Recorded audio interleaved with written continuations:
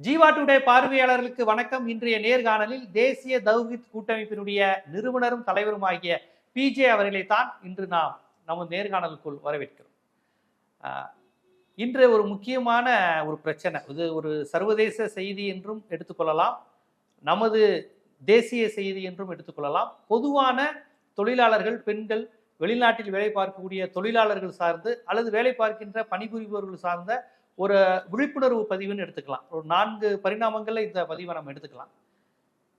நமது இந்தியாவை சேர்ந்த, நமது அண்டை மாநிலமான கேரளாவை சேர்ந்த செவிலியர், நர்ஸு வேலைக்கு ஏமன் நாட்டுக்கு போன நிமிஷாங்கிற பெண்ணுக்கு மரண தண்டனை விதிக்கப்பட்டிருக்கிறது. என்னன்னு கேட்டால் கொலை குற்றம். ஒரு அளவுக்கு அதிகமான ஒரு போதை மருந்து பொருளை ஏதோ கொடுத்து அவரை ஒரு கொண்டிருக்கிறாங்க. அவர் அவங்களுடைய பார்ட்னர், ஒர்க்கிங் பார்ட்னராக இருந்தார், அல்லது அவங்களுக்கு பாஸ், தொழில் முறையில் 2 பேரும் சேர்ந்து ஒரு பிஸ்னஸ் பண்ணியிருக்கிறாங்க. இந்த வகையில் அவரை இவங்க கொலை செஞ்சுட்டாங்கன்னு ஒரு குற்றச்சாட்டு வருது. பட் அவர்கள் தரப்பு நியாயம், அவர் என்னை கொடுமைப்படுத்தினார், பாலியல் ரீதியான தொந்தரவுக்கு உள்ளானேன், வேறு சில மாதிரி என் பாஸ்போர்ட்டை பிடுங்கி வச்சுக்கிட்டாங்க. இந்த மாதிரி பல்வேறு விதமான சிக்கல்கள், நெருக்கடியிலிருந்து இந்த விஷயத்தை பார்க்கணும். நான் கொலை செய்தது கொலை செய்யணுங்கிற நோக்கத்தில் இல்லை, தப்பிச்சு போகணும், தற்காத்து கொள்ள, செல்ஃப் டிஃபென்ஸுங்கிற கான்செப்ட்ல இருந்து நான் அந்த வேலையை செஞ்சேன்.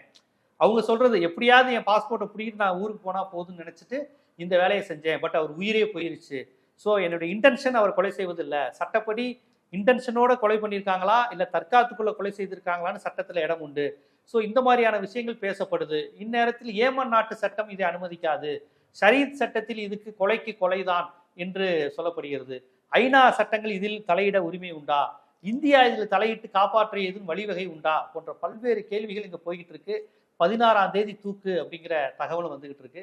இதை நம்ம எப்படி பார்க்கணும்? சட்டத்தின் அடிப்படையில், அறத்தின் அடிப்படையில், மனிதாபிமானத்தின் அடிப்படையில் இதை நம்ம எப்படி புரிஞ்சுக்கணும், எப்படி பார்க்கணும்? அதாவது இந்த நர்ஸ் நிமிஷாங்கிறவங்க கேரளா பாலக்காட்டை சேர்ந்தவங்க. பாலக்காடு பகுதியில் இருந்து நர்ஸு வேலைக்காக ஏமனுக்கு போகிறாங்க.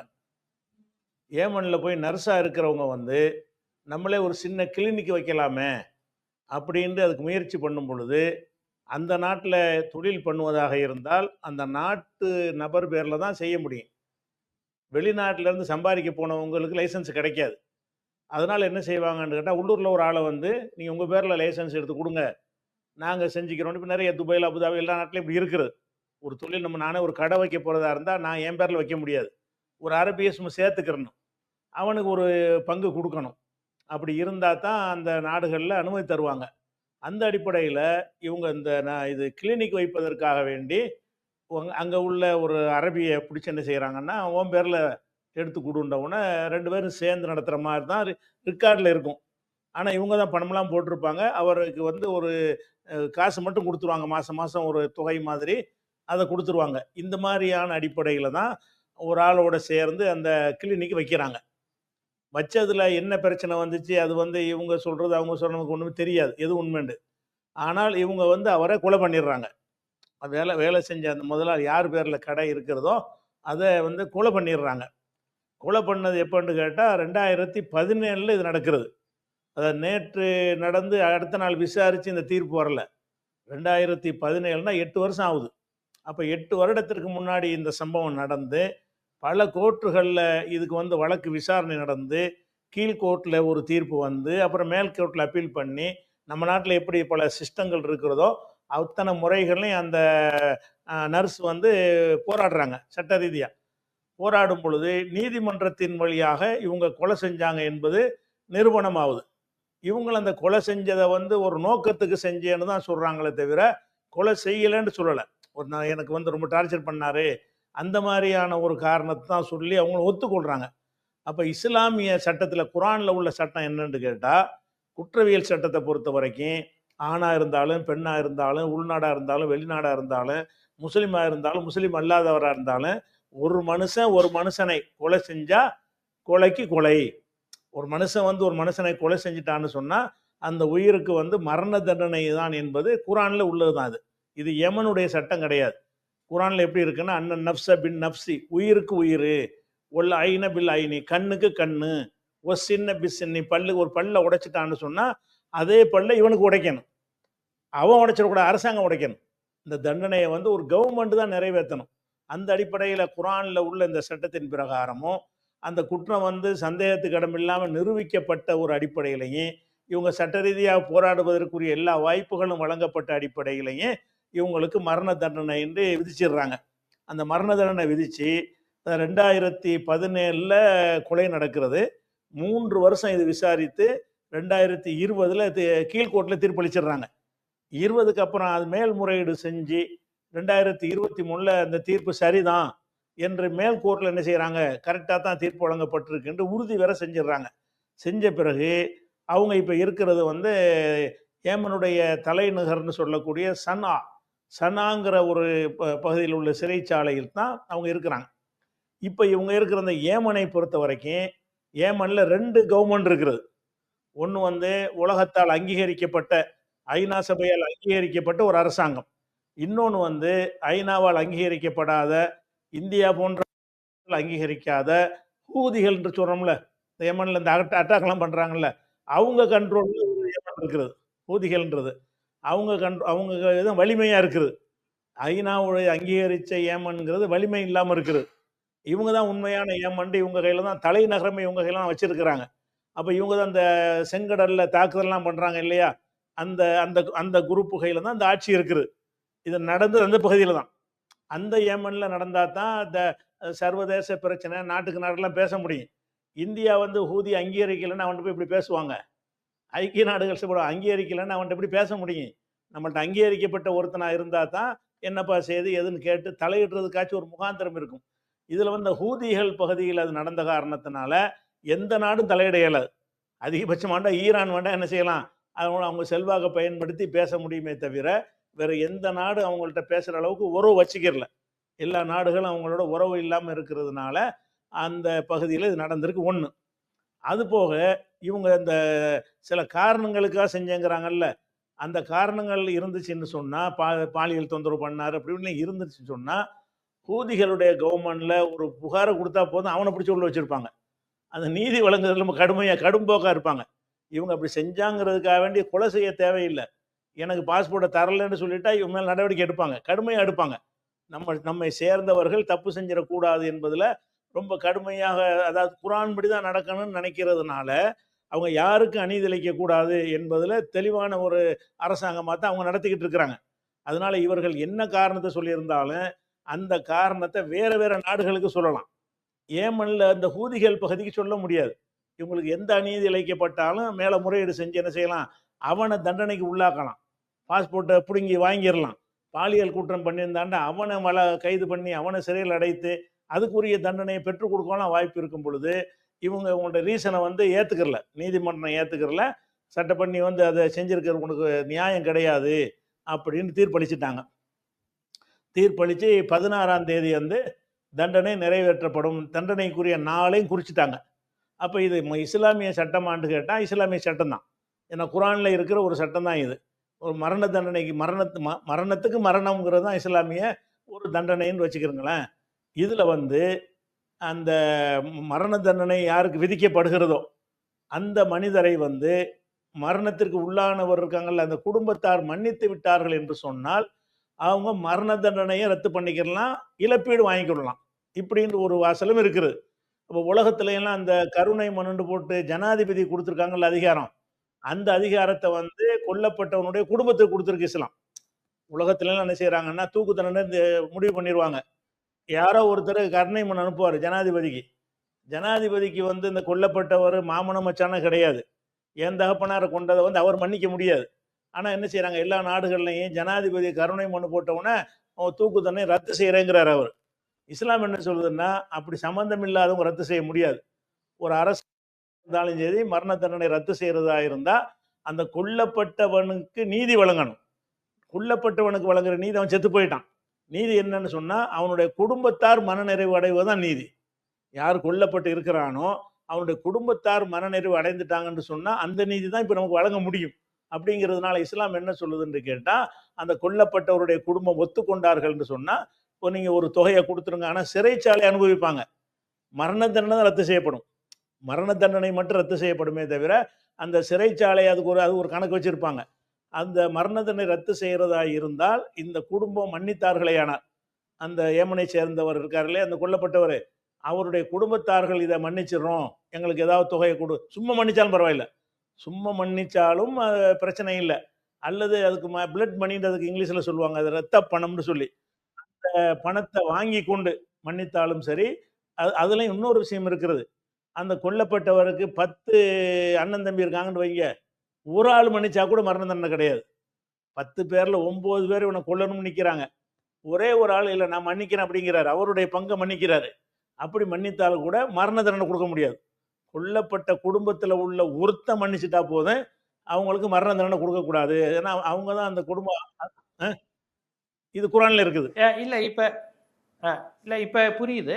ம், இப்ப நீங்க சொல்லக்கூடிய அந்த ரத்தத்திற்கு பணம், பிளட் மணி அப்படிங்கிறத, ம், ஒரு பணம் இருக்கிறவன் ஒருவேளை இந்த செயலில் ஈடுபட்டிருந்தால், கொலை செய்திருந்தால், பணம் இருக்கிறவன் அந்த பணத்தை கொடுத்துட்டு தான் உயிரை காப்பாத்திக்கலாம். ம். பணம் இல்லாதவன் அப்ப தண்டனை அனுபவிச்சு தான் ஆகணும். அப்படிதானே? நான் அப்படிதான் அனுபவிச்சு ஆகணும். ஆனா என்ன செய்வாங்கன்னு கேட்டா, முஸ்லீம் நாடுகள்ல வந்து இதை சொல்லி போய் கேட்டாங்கன்னா, ஜக்காத்து பணத்துல இருந்து அள்ளி அள்ளி கொடுப்பாங்க.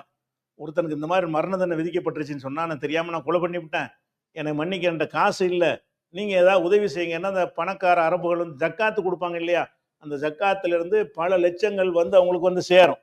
அது போக இந்த நிமிஷாங்கிற பெண்ணுக்கு கூட கேரளாவில் ஒரு சங்கம் இருந்து பல லட்சங்களை வசூல் பண்ணியிருக்கிறாங்க இதுக்காக வேண்டி. அந்த பெண்ணு கொடுக்க முடியாட்டா கூட அதை அதை பேப்பரில் விளம்பரம் கொடுத்து, ஃபேஸ்புக் வாட்ஸ்அப்பில் மலையாளத்தில் பரப்பி, அந்த கேரளா மக்கள்லாம் அதிகமாக இதற்குன்னு பணம் அனுப்பி அவங்க ஒரு தொகையோடு போய் அங்கே பேசிக்கிட்டு இருக்கிறாங்க. இப்போ வந்து அந்த 16ஆம் தேதி தண்டனை நிப்பாட்டுவதற்காக வேண்டி ஏமன் அரசாங்கத்தோட நாங்கள் பிளட் மணி ரெடி பண்ணி தந்துடுறோம் அப்படின்னு சொல்லி இதுக்கு பணம் ரெடி பண்ணுறதுக்கு ஆட்கள் இருக்கிறாங்க.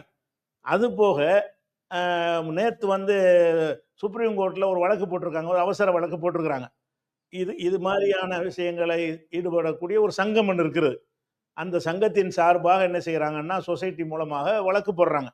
வழக்கு என்ன போடுறாங்கன்னு கேட்டால், இந்திய அரசாங்கம் வந்து தலையிட்டு அந்த பிளட் மணியை அதை செலுத்தி அந்த சம்பந்தப்பட்ட குடும்பத்தை, அந்த நாட்டு சட்டத்தை வந்து வளைக்க மாட்டாங்க அவங்க. நீங்கள் சட்டத்துக்கு உட்பட்டு தான் விடுதலை செய்யணும். அதனால் அந்த அந்த பணத்துக்கு மத்திய அரசாங்கம் ஏற்பாடு பண்ணி கொடுத்து அவங்கள மீட்டுக்கிட்டு வரணும், அப்படி தான் வந்து மனு போட்டிருக்கிறாங்க. போட்டு அந்த உத்தரவு தான் அன்றைக்கி போட்டிருக்குது. அரசாங்கம் வந்து அதுக்குரிய முயற்சி பண்ணுங்க. அப்போ அரசாங்கம் என்ன செய்ய முடியும் சொன்னால், அவங்க ஒரு தொகையை ஒதுக்குவாங்க, அல்லது அவங்க ஒரு பிரதமர் ரிலீஃப் ஃபண்டு, அந்த ஃபண்டு இந்த ஃபண்டுன்னு கவர்மெண்ட்டில் இருக்குது இல்லையா, அதிலிருந்து சில லட்சங்களை ஒதுக்கி கூட என்ன செய்யலாம், பேசலாம். இந்த அரசாங்கம் கொடுக்காட்டா கூட இவங்களுக்காக பணம் திரட்டப்பட்டு அதை கொண்டு போய் அவங்களுக்காக அந்த ஹூதி கவர்மெண்ட்டில் பேசிக்கிட்டு இருக்கிறாங்க, பேச்சுவார்த்தை நடந்துக்கிட்டு இருக்குது. ஆனால் அதில் ஒரே ஒரு ஏமன் கவர்மெண்ட் நீங்கள் பேசுங்க, அவங்க ஒத்துக்கிட்டா ஓகேன்றாங்க. ஆனால் அவங்க ஒத்துக்கிட்டா தான் இவங்க தலையிட மாட்டாங்க, ஏமன் கவர்மெண்ட் தலையிட மாட்டாங்க. நீங்கள் பேசுறீங்க ஓகே, சட்டத்தில் இருக்குது, உங்கள் கடமை என்னன்னு கேட்டால் இப்போ சம்மந்தப்பட்டவனுடைய குடும்பத்தார்கிட்ட போங்க. குடும்பத்தார் பல பேர் இருப்பாங்க. கொல்லப்பட்டவனுக்கு மனைவி இருப்பாங்க, மகன் இருப்பாங்க, அண்ணன் தம்பி இருப்பாங்க, தந்தை இருப்பாங்க, தாய் இருப்பாங்க. யாரோ ஒரு ஆள் மன்னிக்கட்டும், எல்லாரும் மன்னிக்க வேண்டியதில்லை. நீங்கள் அந்த குடும்பத்தில் உள்ளவர்கிட்ட போய் யாரிடமாவது நீங்கள் மன்னிப்பு கேட்டு நாங்கள் வந்து அதை மன்னிச்சிடுறோம்னு அவங்க சொல்லிவிட்டார்கள்னு சொன்னால் அரசாங்கம் நாங்கள் தலையிட மாட்டோம். அந்த உரிமை வந்து கொல்லப்பட்டவனுடைய வாரிசுக்கு இஸ்லாம் கொடுத்துருக்குது. ஒருத்தவங்க மரண தண்டனைக்கு உரியவனை மன்னிக்கிறது யார் மன்னிக்கணும்னா, யார் கொலை செய்யப்பட்டு இருக்கிறானோ அவனுடைய குடும்பத்தாருக்கு தான் அந்த ரைட் இருக்கிறது. அவங்க தான் அதனால் பாதிக்கப்படுறவங்க, மனசாலும் பாதிக்கப்படுறவங்க, அவன் எதிர்கால பாதுகாப்பு அவனை கொண்டு தான் அந்த குடும்பமே நடந்திருக்கு. அந்த மாதிரியான பாதிப்புக்கெல்லாம் உள்ளாகிறதுனால அவங்க டிசைட் பண்ணட்டும்னு இஸ்லாம் சொல்லிடுது. அப்போ அந்த அடிப்படையில் இவங்க முயற்சி பண்ணுறாங்க. அதுக்கு ஏமன் அரசாங்கம் ஏற்பாடு பண்ணி கொடுக்கறது. அந்த குடும்பத்தார் ஒத்துக்கொண்டார்களா இல்லையாங்கிற செய்தி வரல. குடும்பத்தாரோடு பேச்சு நடக்கிறது. அவங்க கொஞ்சம் பெரிய இல்ல இப்ப நீங்க சொல்ற அந்த நடைமுறை எனக்கு புரியுது. இப்ப நமக்கு இந்திய அரசியலமைப்பு சட்டம் இருக்கு, இது குற்றவியல் சட்டம், இந்திய குற்றவியல் சட்டம் இருக்கு, இந்திய சிவில் உரிமை சட்டங்கள் இதெல்லாம் இருக்கு. இதன்படிதான் இந்தியாவில் உள்ள இந்து, கிறிஸ்டின், முஸ்லீம், பார்சி, பௌத்த, சமணம்னு எல்லாரும் அதன்படிதான் நமக்கு தண்டனை குற்றவியல் சட்டங்கள் கொடுக்கப்படுது. ஆமா. இப்ப அரபு நாடுகள்ல குரான் படியும் ஷரீத் சட்டப்படியும் இப்படி கொடுக்குறாங்க. ஆமா. ஆனா நீங்க இப்ப இந்த மோசஸ் காலத்துல இருந்து கண்ணுக்கு கண் ரத்தத்துக்கு ரத்தம்ங்கிற கான்செப்டை அடுத்து வரக்கூடிய இறை தூதர்கள் இவர்களே வந்து அடுத்தடுத்த சீர்திருத்தத்துக்கு போறாங்க. உபச்சாரம் செஞ்சா கல்லால் அடிக்கணுங்கிறத ஈசா நபி காலத்திலேயே நீ யோகியமா கல்லடிக்க, பொம்பளை மட்டும் வேகமா கல்லடிக்கிறியா, ஆம்பளை யோகியமாங்கிற ஒரு பெண்ணுக்கான குரல்ங்கிறது கொஞ்சம் கொஞ்சமா நீங்கள் ஏற்றுக்கொண்ட இறை தூதர்களிடமே கொஞ்சம் கொஞ்சமா வந்துருச்சு.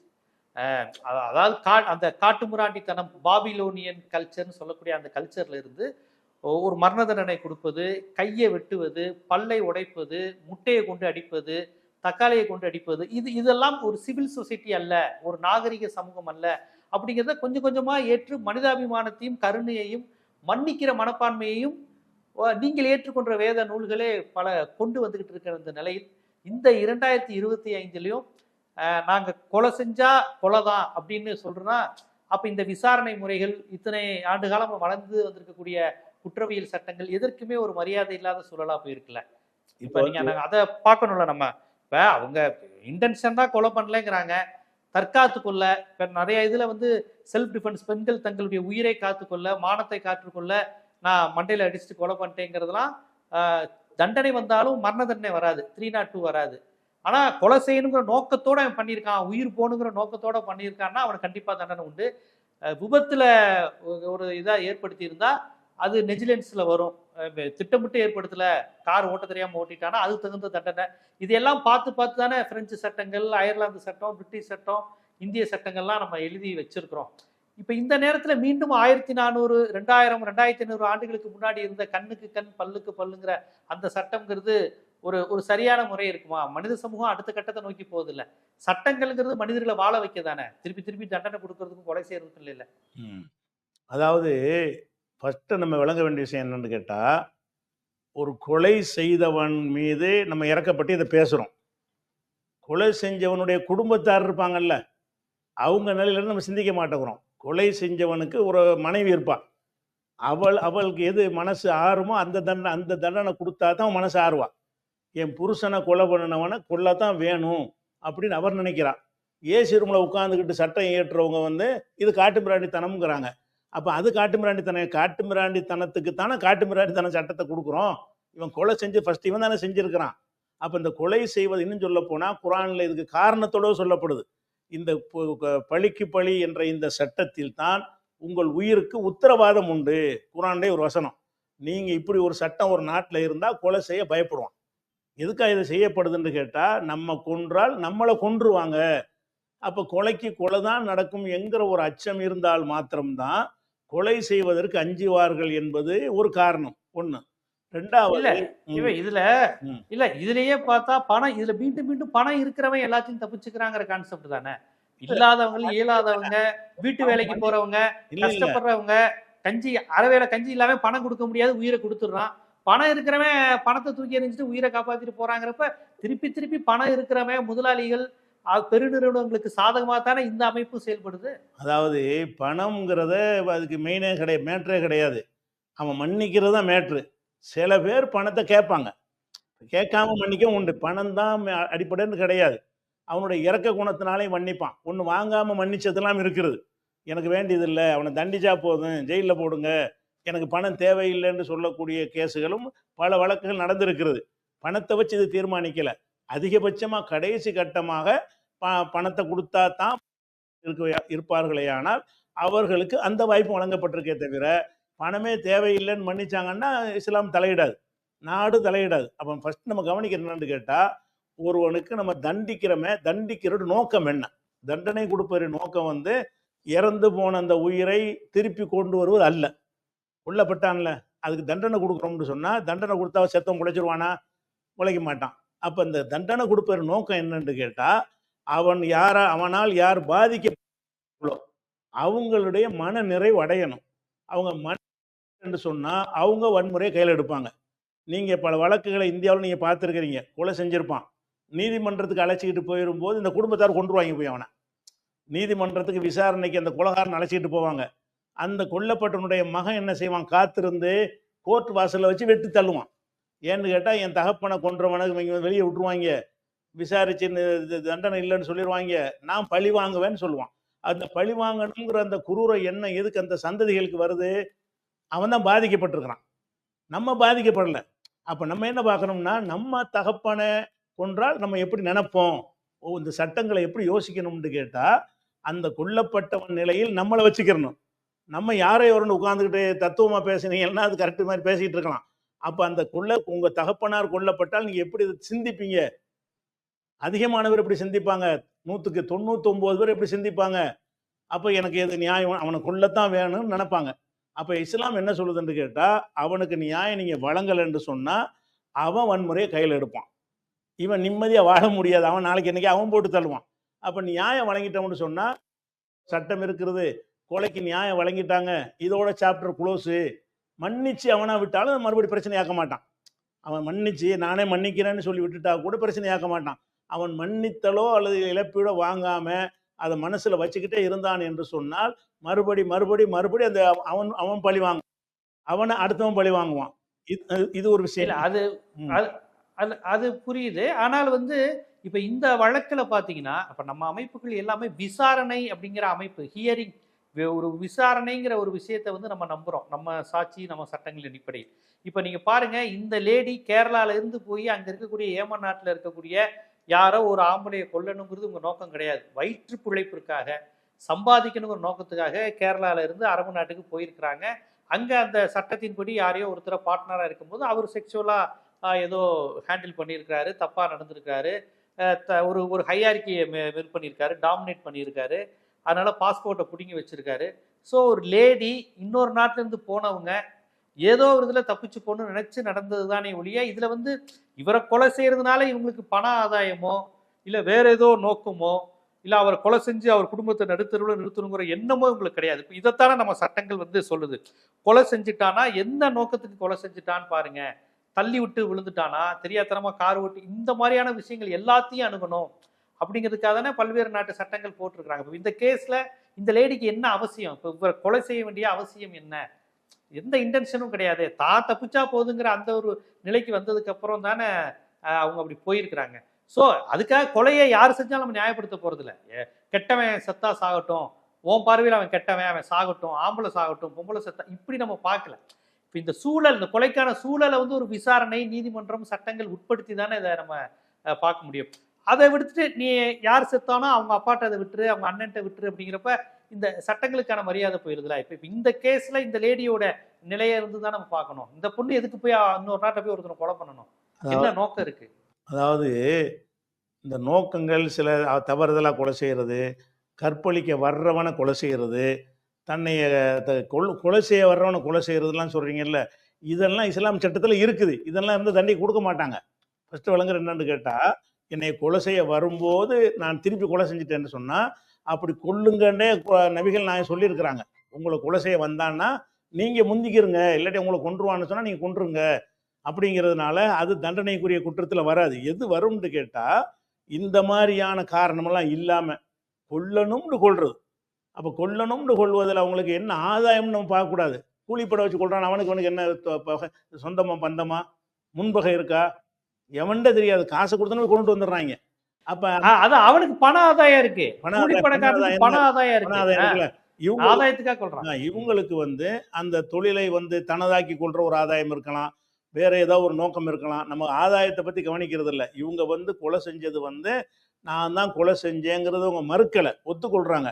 ஆனா வந்து இவங்க சொல்லக்கூடிய அந்த காரணம் இருந்திருக்கும் என்று சொன்னால், அதுக்காக வேண்டி கொலை செய்யறதுக்கு அந்த நாட்டில் முடியாது. ஏன்னா அதுக்கெல்லாம் அரசாங்கம் இருக்குது, அதை வந்து கேட்கும். அந்த கற்பழிக்க வந்தான், அதனால கற்பழிக்க வரும்போது கொன்றுன்னு அவங்க சொல்லவே இல்லை. அதிகபட்சமாக அவங்க சொல்றாங்கன்னா பாஸ்போர்ட்டை வச்சுக்கிட்டு தரமாட்டேங்கிறாங்கிறது தான் அதில் அடிப்படை. பாஸ்போர்ட்டை வச்சுக்கிட்டு தரலைன்னா கொண்டுருவீங்களா நீங்கள்? பாஸ்போர்ட்டை வச்சுக்கிட்டு தரலை என்கிற ஒரு விஷயம் வந்து கொலை செய்வதை நியாயப்படுத்துமா? இல்ல அவங்க கொலை செய்யல, அவரை மயக்கமாக்கணுங்கிறதா நோக்கம். கொலை செய்யணும், மயக்கமாகிற நேரத்துல எடுத்துட்டு ஓடிடணும் தான் அவர் நோக்கம். வெளியே அவரு மரணிக்க வேணுங்கிற நோக்கத்துல செய்யலைங்கிற மாதிரி தானே சொல்றாங்க. இல்லை அது அவங்க வந்து நர்ஸு படித்தவங்க. அதாவது மரணிக்கிற விஷயத்தை செய்யும்னு தெரிஞ்சு தான் அந்த ஊசியை போடுறாங்க. அதுக்கு என்ன செய்யலாம், மயக்க ஊசி வேற இதெல்லாம் வந்து தெரியாத ஒரு ஆள் ஊசியை போட்டாங்கன்னு வைங்க, அப்போ நீங்கள் சொல்வதையும் கோர்ட்டில் கவனத்தில் எடுப்பாங்க. இவங்களுக்கு அனைத்து மருந்துகள், அனைத்து ஊசிகள் ஏற்படுத்துகிற விளைவு எல்லாமே உங்களுக்கு தெரியும். இதை போட்டால் கம்ப்ளீட் ஆல் க்ளோஸு அப்படின்ட்டு தெரிஞ்சுக்கிட்டு அந்த ஊசியை போட்டாங்கன்னு சொன்னால், அப்போ கோர்ட்டில் கேட்பாங்க, மயக்கமடைய நீ ஊசி போடலையே, உனக்கு தான் தெரியுமே, செத்துருவான்னு தெரிஞ்ச ஊசி தான் நீ போட்டிருக்கிற, சாவணும்னு தானே போட்டிருக்கிற. அப்போ சாவடிச்சு அதை எடுத்துகிட்டு போகணும்னு நினச்சா தப்பு தானே அது? மயக்கம் அடைய விட்டு எடுத்துகிட்டு போகிறதுனா மயக்க ஊசி போட்டிருக்கலாம். அது வேற ஒரு ஆளுக்கு, இந்த நர்ஸு இல்லாத ஒரு பெண் அது செஞ்சுருந்தான்னா அதை கோர்ட்டு கவனத்தில் எடுத்திருப்பாங்க. நீ அப்படி ஏதாவது இருக்குமா, நீ தெரியாமல் போட்டியா, ஆனால் இவங்க யாருன்னு கேட்டால் இந்த அதையே கிளினிக் வச்சு நடத்துகிறவங்க, எல்லா விதமான மெடிசனையும் பயன்படுத்துகிறவங்க, பல ஆண்டுகள் செவிலியராக அனுபவம் பெற்றவங்க. அப்போ அவங்களுக்கு அந்த எந்த ஊசி வந்து கொல்லும், எந்த ஊசி மயக்கத்தை ஆழ்த்துங்கிற விவரம் வந்து அத்துப்படி அவங்களுக்கு தெரியும். அப்போ தெரிஞ்சுக்கிட்டு நீ போட்டிருக்கேங்கிற பொழுது, அப்போ கொலை செய்யணும்னா கொள்றேன். பாஸ்போர்ட்டை பறித்து வச்சிருக்கேன், பாஸ்போர்ட்டை பறிச்சா கொல்லுவீங்களா? பாஸ்போர்ட்டை பறித்து வைத்தல் என்பது ஒரு மனிதனுடைய உயிரை எடுப்பதற்குரிய நியாயம் ஆகுமா? அவனுக்கு கற்பழிக்க வரும்போது நீ சொல்ற காரணம் சரி, அது அவங்க சொல்ல கிடையாது. பாஸ்போர்ட்டுக்காக தான் செஞ்சேங்கிறாங்க. என்னை கொல்ல வந்தான் கொன்றேன்னு சொன்னாங்கன்னா அது ஏற்றிருப்பாங்க, தக்க காரணத்தோட நிரூபிக்கப்பட்டா. அது அந்த பெண் தரப்புல அதுவும் சொல்ல கிடையாது. அப்போ அந்த மாதிரி இருக்கும்போது இன்னும் சொல்ல போனா நம்ம எதை நம்ம பார்க்க மாட்டேங்கிறோம்னு கேட்டா, அந்த ஒரு மனுஷன் போயிருக்கிறானா, அவனுக்கு எவ்வளவு கனவு இருக்கு, அவனுக்கு எவ்வளவு கடமைகள் இருக்கு, அவன் எத்தனை வருஷம் வாழ வேண்டியவனா இருப்பான். அவனை காலி பண்ண பிறகு அந்த அவனை சுற்றி இருக்கிற ஒரு ஜெனரேஷனை வந்து சந்தில் நிற்குமே. அப்படிப்பட்ட விளைவுகள்லாம் யோசித்து பார்த்தா இஸ்லாம் என்ன சொல்லுதுன்னு கேட்டால், தண்டனைகளை கொடுக்கும் பொழுது உங்கள் நிலையிலிருந்து பார்க்காதீங்க, அந்த பாதிக்கப்பட்டவனாக உங்களை மாற்றுங்க. இப்போ திருடினா கையை வெட்டுறான்னு கேட்பாங்க. நீங்கள் ஒரு மருத்துவமனையில் உங்கள் தகப்பனாரை சேர்த்துட்டு அதுக்கு வைத்தியத்துக்கு பணம் கொண்டுட்டு போயிட்டு இருக்கிறீங்க. அதை ஒருத்தன் அடிச்சுட்டு போயிட்டான், அதனால மருத்துவமனையில் தகப்பனார் இறந்துட்டாரு. இப்போ நீங்கள் என்ன சொல்லுவீங்க? அந்த திருடனை என்ன செய்யணும்னு சொல்லுவீங்க? 6 மாதம் சோறு போடணும்னு சொல்லுவீங்களா? ஜெயிலில் அடைக்கணும்பீங்களா? கொல்லணும்பீங்க. அப்போ நமக்கு வந்த பாதிப்பு வந்தால் நம்ம என்ன செய்யணுமோ அப்படி தான் சட்டம் இயற்றணும். சட்டம் இயற்று வந்து ஏசி ரூமில் உட்காந்துக்கிட்டு அவங்க சட்டம் இயற்றக்கூடாது. சட்டம் இயற்றும் பொழுது பாதிக்கப்படுபவன் இதுக்கு மனநிறைவு அடைவானா, இதில் அவன் திருப்தி அடைவானா, அவன் தான் அதுக்கு உரியவன். உடமையாளன் யாரு? ஒரு குற்றம் நடந்துச்சுன்னு சொன்னா அந்த குற்றத்துக்கு வந்து பரிகாரத்துக்கு சொந்தக்காரன் யாரு? நானும் நீங்களும் கிடையாது. அந்த சம்பந்தப்பட்டவன் தான், அந்த கொல்லப்பட்டவன் தான், அந்த பறி கொடுத்தவன் தான், அந்த பல்லு உடைக்கப்பட்டவன் தான். அவன் முடிவு எடுக்கணும். என் பல்லுக்கு நியாயம் கொடு, பல்லுக்கு பல்ல எடுன்னு அவன் நின்றானா நீங்க என்ன நியாயம் வழங்கணுமா இல்லையா? ஒரு அரசாங்கம் என்பது அனைத்து குடிமக்களுக்கும் உரிய நியாயத்தை வழங்கணும். இதுக்குரிய நியாயம் என்ன? நீ அப்படித்தான் அல்ல. அந்த மாதிரி சட்டங்கள் இருந்த காலத்துல இருந்து மனித சமுதாயம் பண்பட்டு மேம்பட்டு வேற ஒரு அடுத்த நாகரிக நவீன சூழல் நோக்கி வந்துருச்சு இல்லையா? அப்ப இல்ல ஒரு மாதிரி திருத்தணும், அதாவது திருத்தணும், அற விழுமியங்களை சொல்லித்தரணும். சிறைச்சாலைகளே அறச்சாலைகளா இருக்கணும்னு மணிமேகலை வந்து 2500 ஆண்டுகளுக்கு 2000 ஆண்டுகளுக்கு முன்னாடியே நம்ம இலக்கியம் சொல்லியிருக்கு. சிறைச்சாலை என்பதை திருத்துவதற்கு தான், யாரையும் வதைப்பதற்கு அல்ல. அப்படின்னு தானே நம்மளுடைய நம்ம யாரையெல்லாம் முன்னோர்கள் நினைக்கிறோம், ஒரு ரோல் மாடல் நினைக்கிறோம். அப்படித்தானே சகிப்புத்தன்மை, விட்டு கொடுத்தல், இந்த மாதிரி கான்செப்ட்ல இருந்து தானே வரணும். கண் அப்படின்னா ஒரு பள்ளிக்கு போனா இல்ல விட்டு கொடுத்தல்லாம் வரணும். எனக்கு நடந்து நீங்க என்ன விட்டு கொடுக்குறேன்னு கேட்குறேன். உங்களுக்கு நடக்கும் நீங்க விட்டு கொடுங்க. விட்டு கொடுத்தல் வேணும்னு சொன்னா என் தகப்பனார கொண்டிருக்காரு, நீங்க விட்டு கொடுக்கலுங்கிறீங்க. நீங்க எப்படி விட்டு கொடுப்பீங்க? நானே விட்டு கொடுக்கணும். அதை இஸ்லாம் இப்போ சொல்லத்தானே செய்யுது. விட்டு கொடுத்தல் வேணும். யாருக்கு வேணும்? எவன் பாதிக்கப்பட்டான் அவன் தான் விட்டு கொடுப்பான். அவனுக்காக வேண்டி நீங்க எல்லாரும் சேர்ந்து விட்டு கொடுக்குறேன்னா அது எப்படி நியாயமாகும்? அவனுடைய உரிமையை பறிக்க நீங்க யாரு? அப்படிங்கிற ஒரு அடிப்படையில் இன்னும் சொல்லி கவனிக்கணும். இந்த உலகத்திலேயே அது குறைவான குற்றம் நடக்கக்கூடிய நாடு வந்து அரபு நாடுகள் தான் உலகத்திலேயே. 2வது சீனா. சீனாவும் இதே மாதிரி தண்டனை கொடுக்குறாங்க. சீனாவும் இதே மாதிரி கொடுக்குறாங்க. ஏன்னாட்ட மரண தண்டனை அதில் கொடுக்குறாங்க. அதே மாதிரி சிங்கப்பூர்லேயும் மரண தண்டனை கொடுக்குறாங்க. அந்த மரண தண்டனை இருக்கக்கூடிய நாடுகளில் எல்லாம், அதாவது ஹெராயின் கடத்திக்கிட்டு போனாலே மரண தண்டனை கொடுத்துருவாங்க சிங்கப்பூரில். அப்போ அந்த மரண தண்டனை இருக்கக்கூடிய நாடுகளில் வந்து அந்த கிரைம் ரேட் ரொம்ப கம்மியாக இருக்குது. குற்றத்தினுடைய அந்த சதவிகிதம் வந்து ரொம்ப ரொம்ப கம்மியாக இருக்கிறது. இப்படி இல்லை, நீங்கள் வந்து கருணை வேணும், நம்ம விட்டு கொடுக்கணும் அப்படின்னு சொல்லி விட்டு கொடுக்கணுங்கிற விஷயங்கள்லாம் நல்ல விஷயங்கள் தான். இல்லை இல்லை, விசாரணைங்கிற அமைப்பு இது எல்லாமே இருந்துமே இதில் உண்மையான குற்றவாளிகள் தப்பிச்சுட்டு இல்லாதவன் இயலாதவன் இங்கே இப்போ நீங்கள் இந்தியாவில் எடுத்துக்கிட்டிங்கன்னா எனக்கு தெரிஞ்சு மரண தண்டனை சிறை தண்டனைலாம் அதிகமாக முஸ்லீம்களுக்கு தலித்துகளுக்கு தான் வழங்கப்படுது. ஏன் இந்த நாட்டில் இருக்கக்கூடிய அப்பர் கேஸ்ட்னு சொல்லக்கூடிய சமுதாயத்தினர் தப்பு செய்கிறது இல்லையா, அவர்கள் செய்கின்ற கொள்ளைகள் பேங்க்கில் அவங்களுக்கு தான் வாராக்கடன் அதிகமாக இருக்குது. ஆனால் பெரும்பாலும் குற்றவாளினாலே முஸ்லீம் தானே சொல்லப்படுது. இந்த பொது புத்தி முஸ்லீமு, தலித்துகள், கருப்பாக இருக்கிறவன், தமிழன், இவங்கெல்லாம் அந்த நாட்டில் வந்து எளிதாக குற்றவாளின்னு சொன்னால் நம்பிடுறாங்க இந்த மக்கள், இந்த ஊடகங்கள். காஷ்மீரினா தப்பு செய்வான், முஸ்லீம்ஸ்னா குண்டு வைப்பான், தலித்துகள் தான் இதாக பண்ணுவாங்க, ராயபுரம்னா மோசம், காசிமேடுனா திருடுவான். ஆனால் இந்த நாட்டில் ஒயிட் கலர் கிரைம்ஸை செய்யக்கூடியவர்கள் எல்லாருமே ஒடுக்கப்பட்டவர்களோ முஸ்லீம்களோ கிடையாது. நம்ம இந்திய நாட்டு பொது புத்தியில மரண தண்டனை யாருக்கு கிடைக்கும்? இந்தியாவினுடைய கூட்டு மனசாட்சியின் அடிப்படையில் அப்சல் குறுக்கு கொடுத்தாங்க. ஆமா நான் என்ன சொல்றேன், விசாரணை செஞ்சுட்டு கூட கொடுங்க. விசாரிக்காமலே ஒரு முஸ்லீமை கொலை செஞ்சா எங்க மனசு சந்தோஷப்படும்னு ஒரு நீதிபதி சொன்னாரு. இப்ப இதெல்லாம் இந்த இந்த மரண தண்டனை கொடுக்கணும், இந்த மாதிரி விஷயங்கள்லாம் சட்டத்திற்கு அப்பாற்பட்டு இந்த பொதுமக்களுடைய பொது புத்தியை சாட்டிஸ்ஃபை பண்ணி பேசுவதனுடைய விளைவு தானே முஸ்லீம்களுக்கு இங்க பாதிக்கப்படுறாங்க, தலித்துகள் பாதிக்கப்படுறாங்க. அந்த கோத்ரா ரயில் எரிப்புல ஒரு சம்மந்தமே இல்லாம 9 முஸ்லீம் 5 வருஷம் ஜெயில இருந்துட்டு வந்திருக்கிறான். எந்த அடிப்படையில முஸ்லீம் பேர் இருக்குன்னு, இப்ப அவன் குற்றமே செய்யல அப்படின்னு வெளியே வந்துருச்சு, 5 வருஷம் வாழ்க்கை போச்சு அவனுக்கு. அப்ப நீங்க சொல்ற மாதிரி இந்தியாங்கிற நாடை எடுத்துக்கிட்டு உடனே தண்டனை, மரண தண்டனை, இந்த மாதிரி விஷயங்கள்லாம் இங்க இதாக இருந்ததுன்னா கண்டிப்பா இந்த நாட்டில் ஒடுக்கப்பட்ட மக்கள், உழைக்கும் மக்கள், இந்தியாங்கிற அமைப்புல தமிழர்கள், ஆந்திராக்காரனா நக்சல் பாரிங்கிற பேர்ல அவன், இவங்கெல்லாம் கண்ணை மூடிக்கிட்டு அதிகார வர்க்கத்தால் வேட்டையாடப்படுவாங்க, சூறையாடப்படுவாங்கல்ல. நீங்க சொல்லக்கூடிய வித்தவுட் ஹியரிங், இந்த உடனே மரண தண்டனைன்னு அந்த உளவியல் இருக்குல்ல. இங்க பணக்காரன் தப்பிச்சுக்கிறான், உயர்ந்த ஜாதிக்காரன் தப்பிச்சுக்கிறான், கடைசியில பாதிக்கப்படுறது யாரு அப்படிங்கிற ஒரு அரசியல் இருக்குல்ல. இல்ல அது எப்படின்னு கேட்டா, நம்ம நாட்டுல எல்லாம் சீரழிஞ்சு போய் கிடக்குது. இதுல ஒரு இவன் தப்பா செய்யற காரணத்தினால அவன் சரியா விசாரிச்சவனை நீங்க குறை சொல்ல முடியாது. நீங்க இதே மாதிரி விஷயத்த அந்த ஏமானுக்கு சொல்லுங்க. அவன் வந்து வேணும்னு இந்த நர்ஸ் வந்து ஒரு கிறிஸ்துவ பெண்ணா இருக்கிறதுனால தான் அப்படி செஞ்சாங்க அப்படின்னு சொல்லுங்க. முஸ்லிமான ஒரு பெண்ணு, வேலைக்கார பொண்ணு பால் கொடுத்து, இலங்கையை சேர்ந்த ரிசானாங்கிற ஒரு பெண்ணு வந்து குழந்தைக்கு பால் கொடுக்குறேன்னு சொல்லி குழந்தையை சாவடிச்சு பிடிச்சி, ரிசானா முஸ்லீம் பெண்ணு தான், அதுக்கு தண்டனை கொடுத்தாங்க. அது முஸ்லீம் அல்லவான்னு பார்க்காத ஒரு நாடு. நீங்க இந்தியாவில் அப்படி பார்க்குறான்னு நீங்க சொல்ற உண்மை. அப்ப இவனுடைய விசாரணை முறை தப்பா இருக்கிறதுனால சரியான விசாரணை நடத்தி வழங்கக்கூடிய தண்டனை எப்படி குறை சொல்லுவீங்க? அப்ப ஏமனுக்கு நீங்க சொல்ல இப்ப ஏமன்லயோ அரபு நாடுகளையோ பணக்கார ஷேக்குகள், கோடீஸ்வர ஷேக்குகள் மரண தண்டனைக்கு உள்ளா இருக்காங்களா? அவங்க இந்த மாதிரியான பணக்காரர்கள், கோடீஸ்வரர்கள், அரச குடும்பத்தை சேர்ந்தவர்களுக்கு தூக்குல போட்டிருக்காங்களா? அரச குடும்பத்தினர்கள், இளவரசர் தண்டனைக்கு ஆளா இருக்கிறாரு. அது அந்த அந்த வீடியோ உங்களுக்கு அனுப்பி வைக்கிறேன். இளவரசர் பட்ட அந்த அதுக்கு அடுத்து அவர் தான் ஆட்சிக்கு வர போறாரு.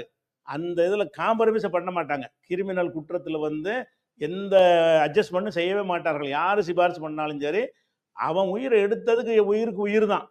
அது மன்னர் எடுத்தாலும் சரி, கீழே உள்ள இளவரசர் எடுத்தாலும் சரி தான், பெரிய ஷேக் எடுத்தாலும் சரி தான், தண்டனையில வந்து தப்பிக்கவே முடியாது. அப்படி தண்டனை கொடுக்கப்பட்ட விஷயங்கள் எக்கச்சக்கமா இருக்கு. உதாரணங்கள் நான் உங்களுக்கு வந்து அந்த ஒரு பட்டியலை உங்களுக்கு அனுப்புறேன். அவ்வளோ இருக்குது. அதனால நம்ம என்ன பார்க்கணும்னு கேட்டா, இந்தியாவில் வந்து தண்டனை கொடுக்கக்கூடிய விதங்கள் வந்து ரொம்ப மோசமா இருக்குது என்பதுல நாங்கள் ஒத்த கருத்தில் இருக்கிறோம். இங்கே சரி இல்லை என்ற காரணத்தினால அங்க சரியா நடந்திருக்கிற ஒன்றை நம்ம விமர்சிக்க முடியாது. அங்க சரியான முறையில் தான் செஞ்சிருக்கிறாங்க.